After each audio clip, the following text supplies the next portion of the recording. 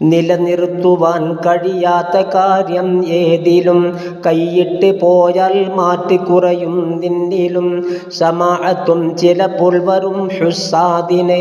അതുകൊണ്ട് ആദ്യം തന്നെ ഓർത്തോ എന്തിന് നീ നിർവഹിക്കൽ കടമയായത് ഏതിലും പരലോകകാര്യം മാത്രമല്ലത് രണ്ടിലും.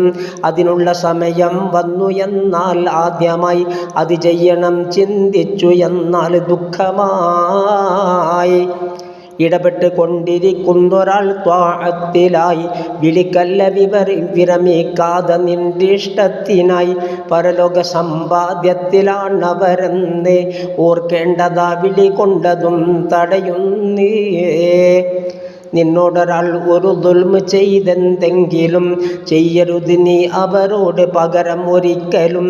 എന്നാൽ നിനക്കത് വിജയമാണെന്നെങ്കിലും കൂടാതെ റബ്ബിൽ നിന്ന് തുണയാ നിന്നിലും.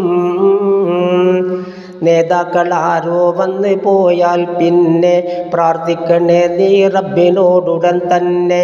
ഇവരെ സമീപിക്കേണ്ടതായി ഒരു കാര്യവും എന്നിൽ വരാതെ നീ കാക്കണേ എക്കാലവും. തെറ്റൊന്ന് ചെയ്താലോ നീ ആരോടെങ്കിലും പൊരുത്തപ്പെടിക്കാൻ നോക്കി കാൽ പിടിച്ചെങ്കിലും ആരോ നിനക്കൊരു ഹദിയ തന്നാൽ പിന്നെ ഉടൻ തന്നെ അവർക്ക് ദുആയിരക്കുക തന്നെ. അല്ലാത്ത പക്ഷം നഷ്ടമാണത് മൂലം നിനക്കുള്ള അമൽ അവർക്കായി വരും ഒരു കാലം.